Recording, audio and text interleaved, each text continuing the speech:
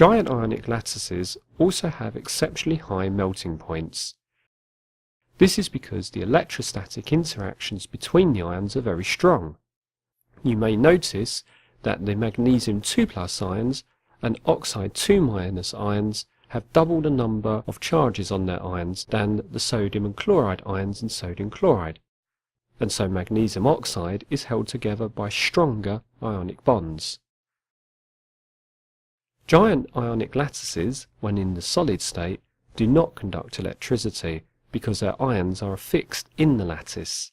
This lattice structure is lost when the solid is melted, freeing up ions which can then conduct electricity. Why might magnesium oxide be a very useful high-temperature electrical insulator? Pause the video and think about this. Continue when you're ready. The answer is that magnesium oxide has a very high melting point, so it retains its ionic lattice structure at a high temperature. This means that its ions are unable to conduct electricity, and so makes a very good insulator. Did you get it right? The final giant structures we will consider in this video are metals. These all share the same structure, whereby electrons in the outer shells of the metal atoms are free to move. The metallic bond is a force of attraction between these free electrons and the positively charged metal ions.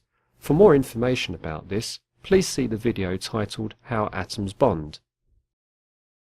Metallic bonds are strong, so metals retain a regular structure and usually have high melting and boiling points.